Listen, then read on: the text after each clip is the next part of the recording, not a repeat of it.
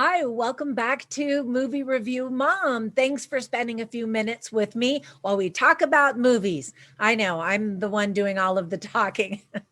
And if this is your first time visiting, yay, welcome. I hope you like what you see and that you come back. So, the movie that I'm reviewing today is called, actually, I'm not sure what it's called, The Hitman's Wife's Bodyguard, or just Hitman's Wife's Bodyguard. And it even had some other titles when it was in production. So, but anyway, it's the sequel to The Hitman's Bodyguard. Okay, so let's just call it that. The title doesn't exactly roll off the tongue, does it? So, this is an action dramedy by Lionsgate, and it is now available only in theaters. I'm sure it'll hit sweet, sweet streaming at some point. I just don't have any information on when that is just yet. The movie is rated R. It's an hour and 39 minutes. And I'm going to give you my movie review mom grade toward the end of my review.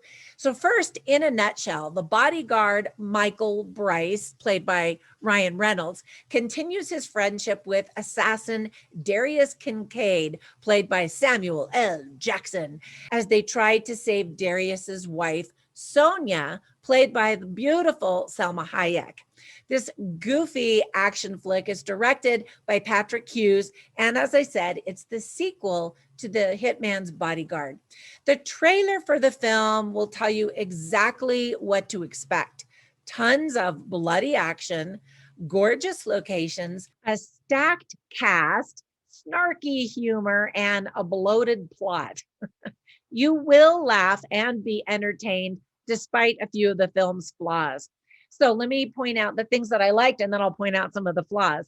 First of all, Ryan Reynolds, Samuel L. Jackson, and Salma Hayek make such an entertaining killer, pun intended, killer trio.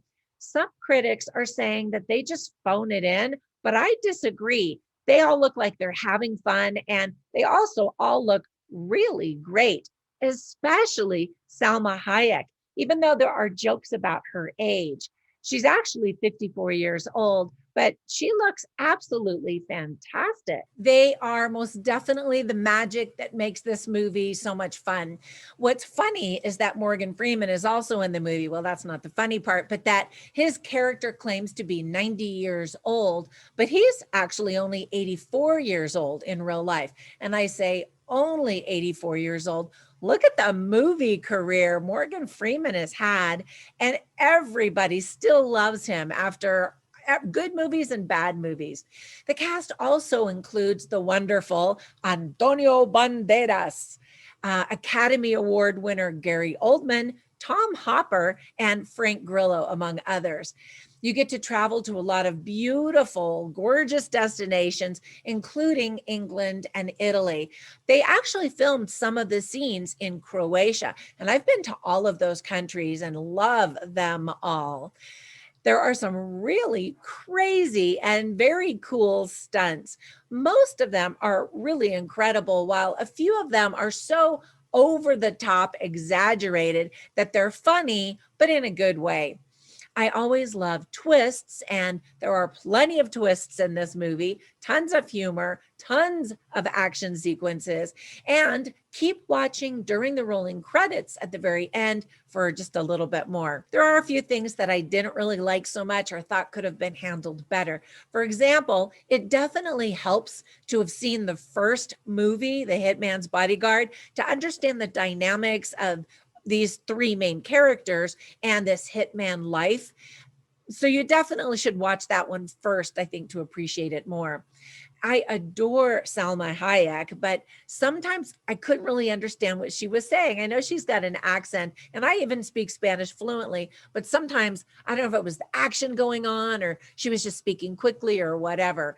Not that it really matters. The plot is just sort of convoluted anyway, so it's not a big deal. And as much as I get a kick out of Ryan Reynolds, and I really do, he kind of plays the same character in every movie. Not that that's a terrible thing, because I like that character, just that there aren't any big surprises with his character, if you know what I mean. Some of the CGI fire and explosions looked great, but some of them definitely looked fake. In fact, a lot of them did. Some of the camera angle choices seemed odd to me at times. There are a lot of flashbacks that provide jokes, but often drag down the pacing of the movie. And the plot, like I said, is completely unimportant, and no one will care about it or even remember it 15 minutes after watching the movie. There could have been some really heartwarming and emotional moments, but the film kind of squashes them with humor. And so they don't go anywhere. The movie also could have ended several times, but it keeps going and going. And overall, the movie is funny, but very loud and mind numbing after everything is said and done. Let me give you some tips for parents. This is a rated R movie and not appropriate for kids. A lot of adults may be offended by the vulgar humor that prevails in the movie. There's tons of bloody violence, tons of profanity, including a million F-bombs, and as I mentioned, crude language. There are conversations and portrayal of people doing it. Lots of destruction. You see dead, bloodied bodies, lots of cleavage, and there's this complete disregard for human life. Some of the themes illustrated in the film are friendship, loyalty, family and different types of family, living up to expectations of yourself and others, trust, and even marriage. So whenever I watch movies, I write down the funny lines and the interesting lines so I can share them with you so you can kind of get a taste for the movie. And I write them all down on my written review at moviereviewmom.com so you can see the full review over there.